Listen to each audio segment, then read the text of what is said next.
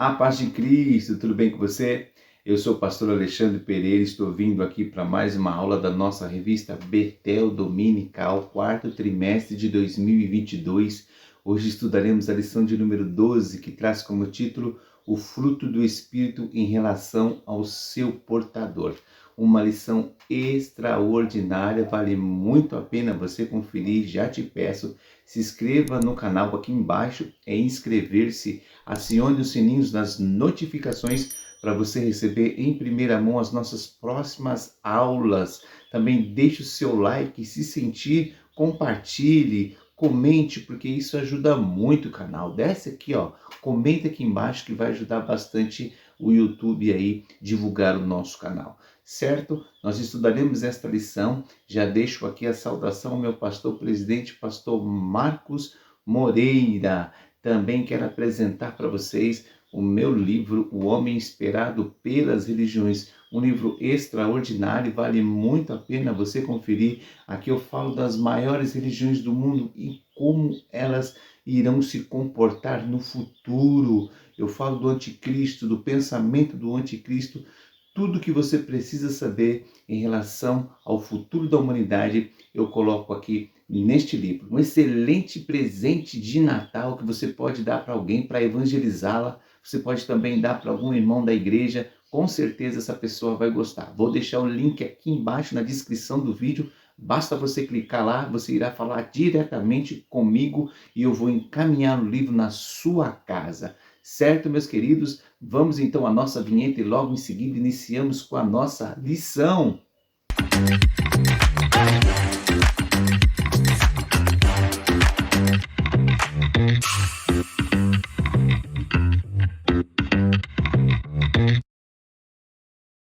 Muito bem, para iniciarmos, vamos à leitura do nosso texto áureo, que diz assim: porque os que são segundo a carne inclinam-se para as coisas da carne, mas os que são segundo o Espírito, para as coisas do Espírito. Romanos 8,5. A nossa verdade aplicada, ela diz assim: a única maneira do discípulo de Cristo, observe, não dar lugar à carne, é permitir que o Espírito Santo desenvolva o fruto em sua vida. Importante essa verdade aplicada, hein? Os nossos objetivos são 3. O primeiro é apresentar a necessidade de crescermos na fé. O segundo é destacar o valor da mansidão na vida do cristão. E o terceiro, mostrar a importância da temperança. Então aqui já é apresentada as 3 virtudes que nós iremos estudar: a fé, a mansidão e a temperança. O nosso texto de referência é Gálatas, capítulo 5, e logo em seguida Efésios 4, do 22 ao 24, que diz assim: se vivemos em espírito, andemos também em espírito.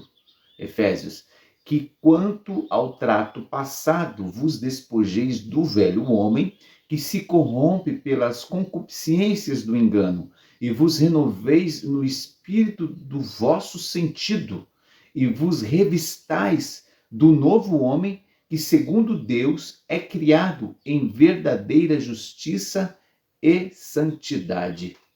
Muito bem, vamos iniciar então resgatando as virtudes, que já estudamos. Como eu sempre digo aqui, é necessário resgatarmos os conhecimentos já estudados, aprendidos pelos alunos, que a gente chama de conhecimentos prévios, e a partir desses conhecimentos construir novos conhecimentos. Imagina a construção de um muro, tijolo por tijolo. Então é necessário que a gente resgate.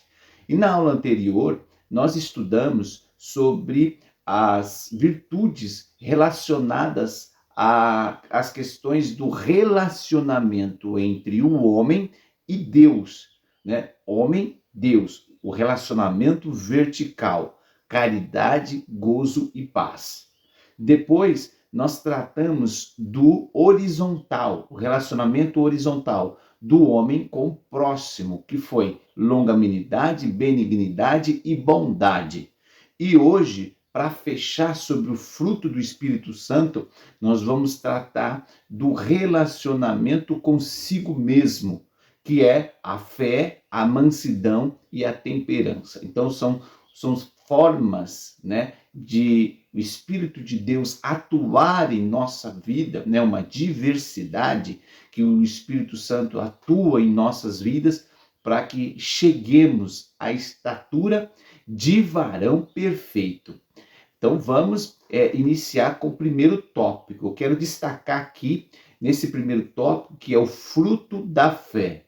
Para iniciarmos, vamos pensar no que significa a fé neste contexto de Gálatas 5:22. Então a nossa própria lição, o bispo Oídes, né, ele traz para a gente aqui a definição. Ele diz que a palavra fé em Gálatas 5:22 significa pistes, né, que no contexto fala de fidelidade, de confiabilidade. O pastor Antônio Gilberto diz que a fidelidade como fruto do Espírito nos torna leais aos nossos companheiros, amigos, colegas de trabalho, empregados e empregadores. Então a lealdade está muito relacionada a essa virtude. Mas não é só isso. Você vai ver que esta fé que é apresentada aqui em Gálatas 5:22, ela é muito profunda e ela abrange outros aspectos da vida do cristão, da vida daquele que recebeu o novo nascimento, da vida daquele que tem como objetivo agora mortificar as obras da carne. Então, como aqui nossa verdade aplicada disse, nós vamos mortificando as obras da carne a partir das virtudes do Espírito Santo de Deus. Nós estudamos em lições anteriores acerca do amor, acerca da palavra amor, do vocábulo amor. E a gente percebeu que esta palavra é uma palavra extremamente abrangente, principalmente quando se trata do Antigo Testamento. A palavra fé, que nós estudaremos hoje, ela também é uma palavra extremamente abrangente. E a gente utiliza essa palavra para vários sentidos. João Wesley, ele vai trazer alguns tipos de fé que ele percebeu, que ele identificou ao longo da sua caminhada. Ele fala da fé pagã, que é o tipo de fé em que as pessoas têm, a maioria das pessoas tem. Não é uma fé que é a fé que Deus espera que tenhamos.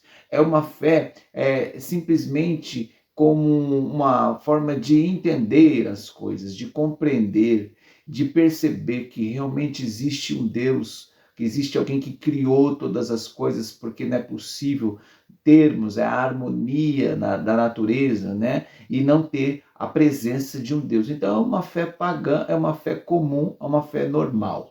Depois ele fala da fé dos demônios, que é a fé em que o demônio sabe que Deus existe, sabe que Deus é poderoso, sabe que Deus manda, que Deus determina, mas ele não obedece, como diz Tiago 2,19. Ele até treme de medo, mas ele não obedece, ele não submete às vontades do Senhor, à verdade da palavra de Deus. Ele nunca será salvo, porque ele conhece, ele estremece, mas ele não obedece. Existe essa fé também, que é a fé dos demônios. Ele fala da fé circunstancial, que é daquelas pessoas que ora creem, ora elas deixam de acreditar. A gente vai ver isso em alguns momentos na própria vida dos discípulos de Jesus, que ora eles acreditavam, ora eles não acreditavam. Então é uma fé circunstancial. Existem muitas pessoas que vivem, né, que andam assim, creem no Senhor, depois deixam de acreditar. É uma fé circunstancial. Essas três que apresentei não são fé salvífica, não é a fé bíblica, não é a fé que Deus espera de nós, não é a fé no Filho de Deus. Lá em Tiago 2,26 fala da fé morta, da fé sem obras, como diz o texto, né, que a fé sem obras, ela não tem valia nenhuma, ela é morta, ela não se identifica como uma fé que Deus espera que tenhamos. Tem a fé temporária, que está programada para morrer. Observe que Jesus falou desta fé programada para morrer, dessa fé temporária. Lucas capítulo 8, versículo 13, na parábola do semeador. O Senhor disse assim: e os que estão sobre pedra, estes são os que, ouvindo a palavra, a recebem com alegria, mas como não têm raiz, apenas creem, observe, apenas creem, têm fé, acreditam por algum tempo, e no tempo da tentação se desviam. Lucas 8,13. Então eu falei sobre a fé pagã, falei sobre a fé dos demônios, a fé circunstancial, a fé morta e a fé temporária. Todas estas fés não são fés salvíficas, não é a fé que Deus espera, mas que nós chamamos de fé também. Por isso que encontramos tanta dificuldade de determinar o que é a fé. E a própria palavra de Deus dá a definição da palavra fé. O que é a fé? Hebreus 11:1. Ora, a fé é o firme fundamento das coisas que se esperam e a prova das coisas que não se veem. Isto é fé. A fé é a certeza daquilo que eu não estou vendo, e esta fé produz em mim esperança, produz em mim confiança. Esta fé produz em mim a certeza de que Deus, ele está cuidando de mim, que Deus está preservando a minha vida, que Deus estará fazendo com que a obra dele em mim se realize. Então a fé, ela tem essa certeza, essa convicção daquilo que não se vê. Da onde que vem essa fé?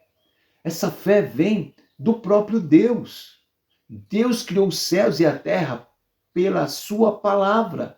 E essa palavra veio envolvida pela fé divina. Observe o que diz Hebreus capítulo 11, verso 3. Pela fé entendemos que os mundos, pela palavra de Deus, foram criados, de maneira que aquilo que se vê não foi feito do que é aparente. Hebreus 11, 3. Então veja como Deus é Ele que ministra a nossa fé, é Ele que depois vai aperfeiçoar a nossa fé. Deus nos dá e aí nós passamos por um processo de aperfeiçoamento. E quando falamos de fé como virtude, nada mais é do que esse processo de aperfeiçoamento de Deus em nós, Deus aperfeiçoando a nossa fé. A nossa fé que se iniciou como uma fé salvífica, ela vai proporcionar em mim condições de eu fazer aquilo que Deus quer que eu faça, viver aquilo que Deus quer que eu viva.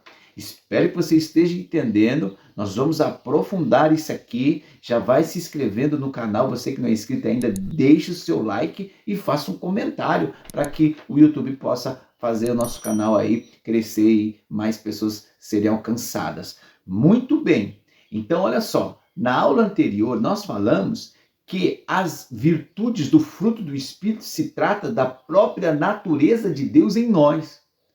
E a fé não é diferente. A fé também é a virtude de Deus agindo em nossas vidas de uma maneira sobrenatural. O Espírito de Deus fazendo isso. Observe que Deus, ele tem fé. Além disso, a fé, cujo o texto de Gálatas 5:22 que fala de fidelidade, na verdade também é algo que está presente na natureza de Deus. Deus, ele é fiel. Falando de fé como fidelidade, nesse aspecto, Deus também, ele se coloca como alguém fiel. Olha o que diz 2 Timóteo 2,13.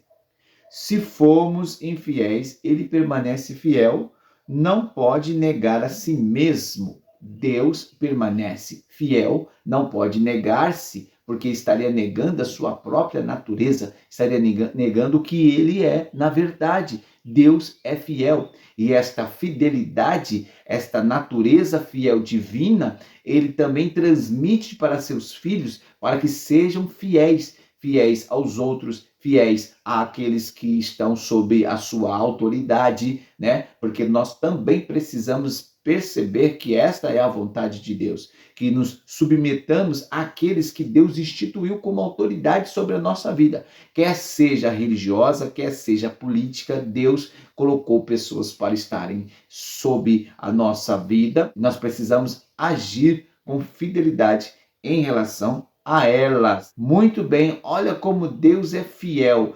Deuteronômio capítulo 7, verso 9. Saberás, pois, que o Senhor, o teu Deus, é Deus, o Deus fiel. que guarda o conserto e a misericórdia até 1000 gerações aos que o amam e guardam os seus mandamentos. Então, observe como Deus se apresenta como fiel, e esta fidelidade de Deus em relação à sua palavra, em relação às coisas que ele fala, também deve ser uma marca do cristão, também tem que ser uma marca daqueles que hão de herdar o reino de Deus. Subtópico 1.1. A fé como fruto do Espírito nos faz confiar em Deus. Então, o autor da lição, o bispo Oídes, ele vai dizer o seguinte: através desta virtude, o crente aprende a crer em Deus com todas as suas forças. E aqui ele exemplifica alguns grandes homens de Deus que foram fiéis aos seus senhores, às pessoas que estavam sob a sua vida. Como José, né, que foi fiel a Potifar, também Mardoqueu, que foi fiel, né, era escravo do rei Assuero, Daniel, que no palácio serviu o rei com dedicação e fidelidade. Então esta virtude é um atributo indispensável na vida do cristão. Por mais que a pessoa não era pessoas, você observe que tanto Mardoqueu, Daniel e até mesmo José, eles serviam pessoas que não eram crentes, né, que não serviam a Deus, mas mesmo assim eles se subordinaram a essas pessoas porque sabia que Deus havia os instituído sobre a sua vida. Então nós precisamos também perceber que às vezes Deus pode instituir sobre a nossa vida alguém que não é uma pessoa crente, não é um evangélico, não é um cristão, né? Você pode ter um patrão que não é crente e Deus quer que você seja fiel a ele também. Por quê? Porque é uma virtude que ele colocou no seu coração. Assim como também precisamos ser fiéis àqueles que estão sobre nós, no sentido de espiritualidade. Então, o pastor que foi instituído por Deus, né, a autoridade que foi instituída sobre nós, precisamos também agir com fidelidade em relação aos nossos pastores, porque serão eles que irão prestar contas diante de Deus, como diz o livro de Hebreus. Então, a nossa fidelidade às pessoas, mesmo descrentes, que estão sob a nossa vida, está relacionada com a nossa fidelidade a Deus. Quando a gente é fiel a essas pessoas, nós também estamos demonstrando fidelidade ao Senhor. Então, o que a palavra de Deus diz? Que a gente precisa fazer as coisas como se fosse para Deus, como se fosse para o próprio Senhor. Observe o que diz Colossenses 3:23. E tudo quanto fizerdes, fazei-o de todo o coração, como ao Senhor e não aos homens. Colossenses 3:23. É difícil isso, mas é isso que a Bíblia ensina, é isso que a Bíblia nos traz. Essa deve ser a nossa atitude. Muito bem, vamos para o subtópico 1.2. Você que não deu o seu like aí, deixa o seu like, certo? A fé como fruto do Espírito nos capacita a permanecer em Cristo. Então, o autor da lição, ele vai dizer assim, olha, a fidelidade como fruto do Espírito auxilia o crente a conservar-se firme na fé em Cristo. Então, esta fidelidade promovida por esta virtude ajuda o crente a se manter firme. E esse crente, ele vai passar a andar em espírito, né? Então aqui o autor vai dizer assim que precisamos andar em espírito para irmos crescendo e amadurecendo também no que diz respeito à fé. Pois assim o Espírito Santo vai operando em nós a fidelidade. Então esta fidelidade é você obedecer ao Senhor, é você fazer o que Deus está mandando. Então o Espírito de Deus vai agindo em nossos corações, nos dando condições a obedecer à vontade, a obedecer à palavra de Deus. Lembra de Abraão? Então, Abraão, ele foi um homem que ouviu a voz de Deus e ele obedeceu. Ele recebeu a palavra e ele fez o que Deus disse. E esta obediência promoveu na vida dele o quê? Um crescimento, um amadurecimento, um fortalecimento da fé dele. Observe o que diz Tiago 2, 21 e 22. Porventura Abraão, nosso pai, não foi justificado pelas obras, quando ofereceu sobre o altar o seu filho Isaque? Bem vês que a fé cooperou com as suas obras e que pelas obras a fé foi aperfeiçoada. Por obediência a Deus, a fé de Abraão foi aperfeiçoada. Então observe que a nossa fidelidade está correlacionada às nossas atitudes, a nossa crença, a tudo o que diz respeito à vida cristã, porque aprendemos também na aula anterior que a fé é uma das principais virtudes do cristão. Observe então que a fé é extremamente abrangente, ela atua em vários aspectos da vida cristã. Ela proporciona fidelidade, ela proporciona obediência. Então, para você entender melhor sobre a fé, vamos deixar um pouco de lado o grego, pistes, e vamos pensar no hebraico, porque a fé, a palavra fé, ela aparece pela primeira vez em Abacuque, capítulo 2, versículo 4, e é a única vez do Antigo Testamento que esta palavra fé é utilizada. Quando o apóstolo Paulo, ele trouxe toda a explicação da fé no Novo Testamento, o apóstolo Paulo extraiu Abacuque 2, 4. E ele também vai mencionar este texto várias vezes no Novo Testamento. Então, a fé que Paulo estava falando é a fé que está registrada em Abacuque 2,4, do Antigo Testamento. E a palavra que está ali é emuná. O que significa emuná na língua hebraica? É firmeza, fidelidade, confiança e treinamento. Nós precisaríamos de uma aula inteira só para falar de fé. Então, tudo isso que eu acabei de falar para vocês vem nessa palavrinha fé. O que a fé de Deus proporciona na minha vida? Ela começa com a salvação, depois ela me proporciona firmeza, fidelidade, que acabamos de estudar, confiança em Deus e treinamento. O que seria treinamento? Que é colocar em prática aquilo que se aprendeu.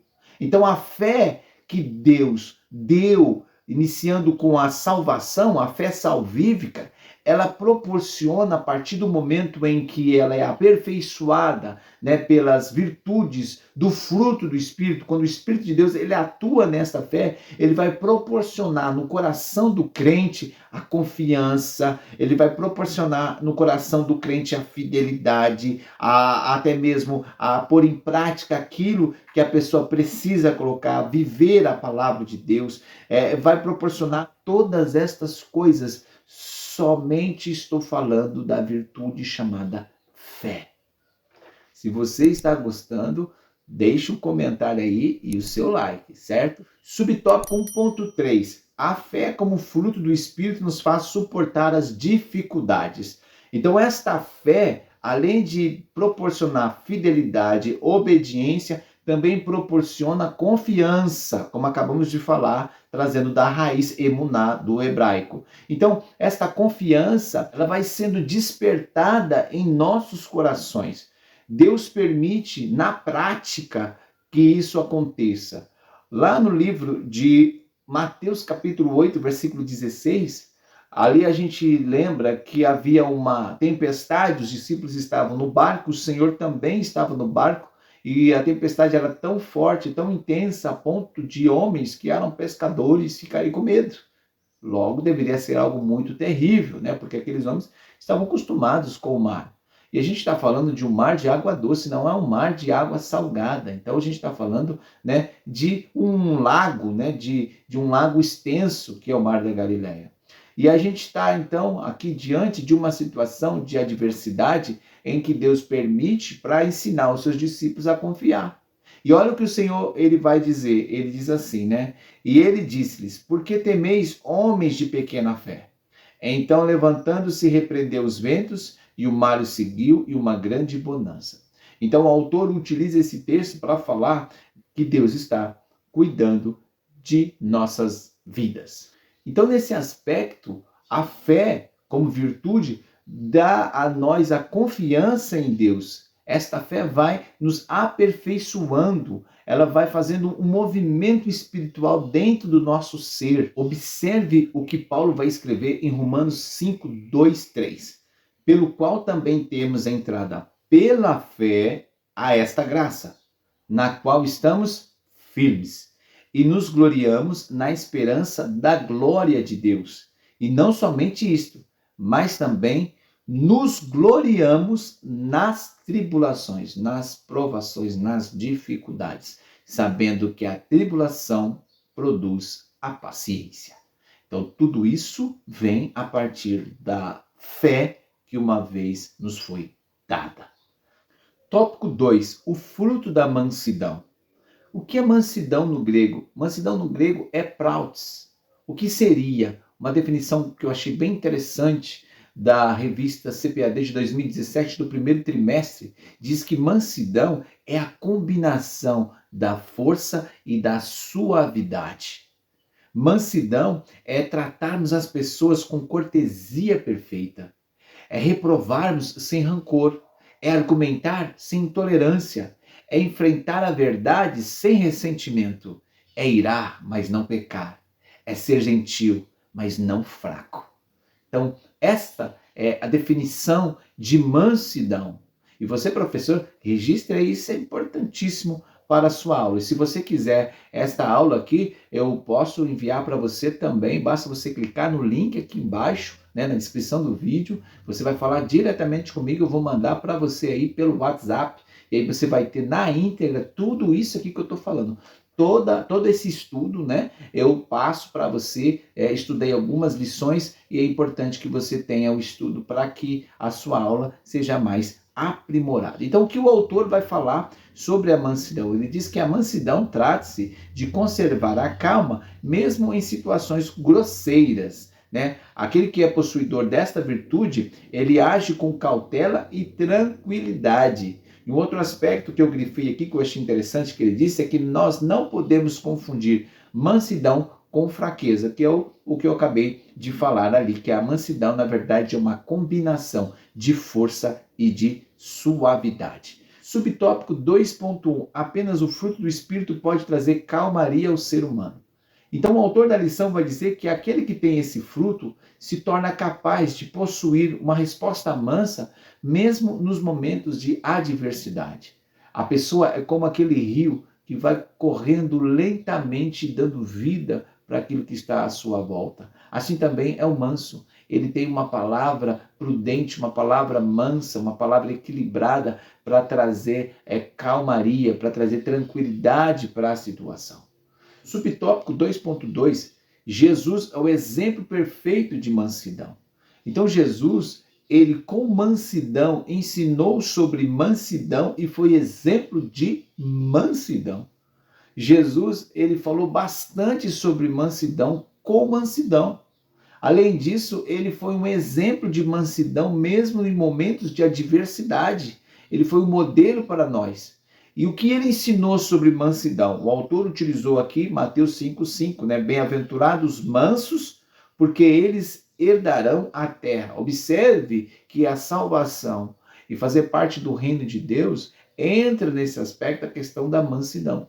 Uma irmã até me perguntou se a gente precisa ter as 9 virtudes do fruto do Espírito Santo. Claro que sim, assim como também nós precisamos ter todas as bem-aventuranças do capítulo 5 de Mateus. Aquilo tudo é a composição integral do que Deus espera da vida cristã.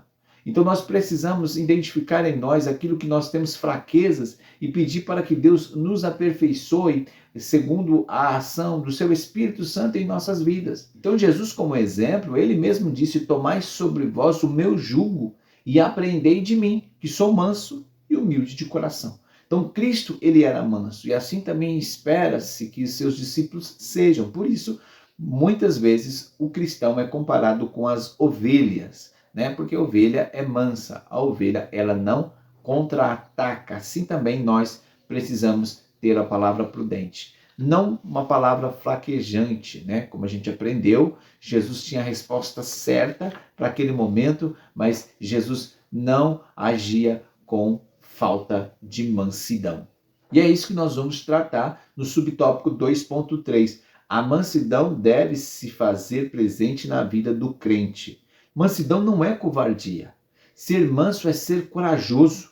Moisés, Paulo, Estevão e o próprio Cristo eram exemplo de coragem, né? Pessoas que realmente estavam fazendo a vontade de Deus e nem por isso deixaram de ser mansos. O exemplo é Moisés. Moisés, lá no capítulo 12, verso 3 de número, diz que ele era um homem muito manso, mais do que todos os homens que havia sobre a terra. Então Moisés, ele era manso e nem por isso ele deixou de enfrentar a Faraó. Paulo era manso e nem por isso ele deixou de enfrentar o Império Romano, enfrentar os judeus, né? Estevão enfrentou brilhantemente todos os religiosos de seu tempo, todos os judeus de seu tempo. O próprio Cristo enfrentou a morte de cruz. Jesus tomou a chave do inferno e da morte porque era corajoso. Então, a mansidão não está relacionada com fraqueza nem com a covardia, mas a mansidão nos faz agir da maneira certa, na hora certa, no momento certo. Tópico 3, o fruto da temperança. Então, o bispo Oídes, ele vai dizer o seguinte, que a intimidade do crente com o Espírito Santo gera a temperança em sua vida, que faz parte do fruto do Espírito. O que é temperança? Temperança é o domínio próprio.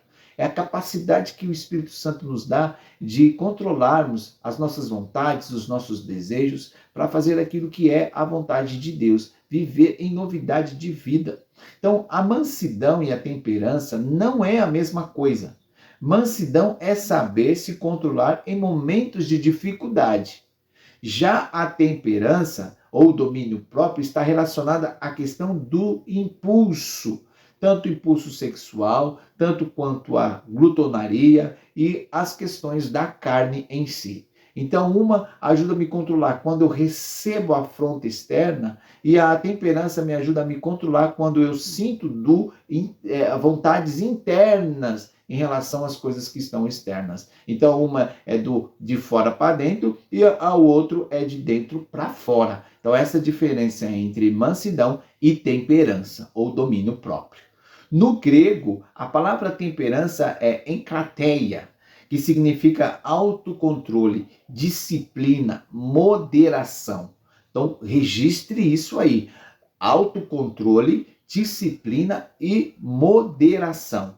A temperança significa ter controle sobre os seus desejos e as suas atitudes. Olha o que diz a revista CPAD de 2017 do primeiro trimestre, falando sobre esta virtude. Podemos comparar o crente que vive segundo a carne, dominado pela velha natureza, a um vulcão ativo que está sempre prestes a entrar em erupção, pronto para liberar gases venenosos, lavas incandescentes de fogo. Então, o cristão que ele não vive segundo o Espírito Santo, mas vive segundo a carne, ele é como um vulcão que está prestes a entrar em erupção a qualquer momento. Assim viviam os cristãos, né, de Corinto, né? Como Paulo vai escrever, não vos escrevo a espirituais, mas a carnais, tendo no meio de vós dissensões, porfias. Então, eles viviam segundo os rudimentos da carne, segundo os desejos internos, pecaminosos, né? Então, esses desejos precisam ser controlados, essas vontades precisam ser dissipadas da vida do crente. E para isso é necessário esse relacionamento com o Espírito Santo, para que a temperança, né, o domínio próprio, advinda do Espírito Santo possa surtir efeito na vida deste cristão. Subtópico 3.1. O crente deve possuir o fruto da temperança. Então o autor da lição vai dizer, enquanto as obras da carne geram no indivíduo o estímulo pela prostituição e a glutonaria, a temperança como fruto do Espírito, em contraposição a esses desejos, nos provoca a termos uma vida contida, tranquila e santa. Então, é assim que o Espírito Santo faz com aqueles que permitem a ação dele, dá a ele essa vida contida, né? Esta vida tranquila e uma vida separada, uma vida santa para Deus. Então, a temperança, ela é mais do que moderação, viver uma vida moderada. A temperança, ela é autocontrole. Observe o que Paulo fala lá em 1 Coríntios, capítulo 9, versículo 25, se referindo sobre os atletas que precisavam ter disciplina, controle, para que pudesse receber, né, o prêmio de maneira honesta, de maneira correta, né? E todo aquele que luta, de tudo se abstém.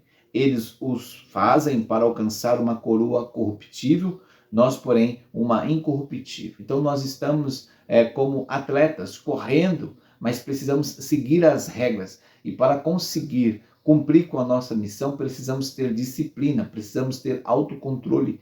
E isso advém do Espírito Santo agindo em nós, nos dando condições de dominar o nosso eu, de dominar as nossas vontades, de dominar os nossos desejos. Subtópico 3.2. Temperança, uma virtude que não pode ser desprezada.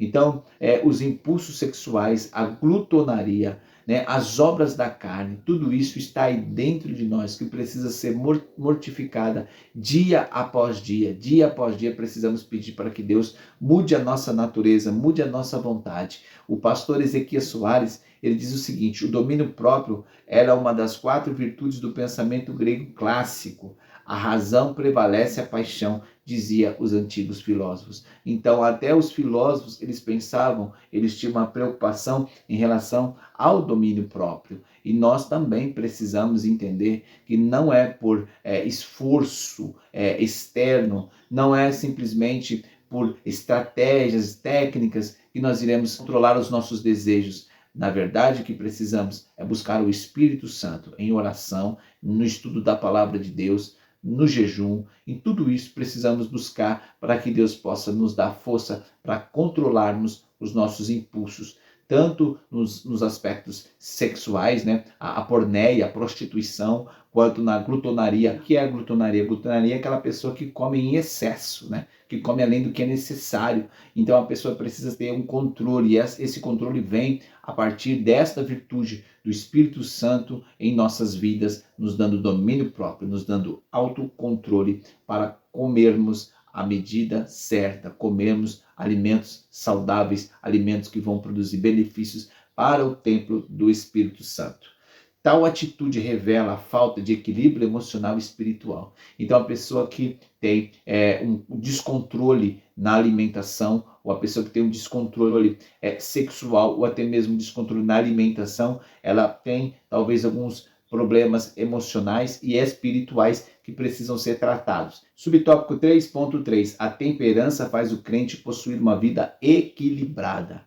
Então, o domínio próprio nos ajuda a vivermos de maneira equilibrada, viver uma vida plena, uma vida abundante, como Jesus Cristo disse que iria viver aqueles que acreditassem, aqueles que confiassem, aqueles que se entregassem a Ele, certo? Então, nós estudamos hoje sobre essas 3 últimas virtudes: fé, mansidão e domínio próprio. Espero que você tenha gostado. Vamos fechar aqui a nossa conclusão, como está na nossa revista. Somos guiados pelo Espírito Santo, somos orientados a viver uma vida digna e íntegra, agindo com humildade para com todos e a ter forças através do Espírito para não sermos dominados pelas inclinações da natureza pecaminosa. Meus queridos, espero que você tenha gostado desta aula, espero também ter contribuído com você. Fico no aguardo a nossa 13ª aula, nossa última aula desse trimestre. Vamos junto, se inscreva no canal, deixe seu like e faça um comentário, não vai esquecer, certo? Pastor Alexandre Pereira para mais uma pré-aula. Um forte abraço, até a próxima e tchau!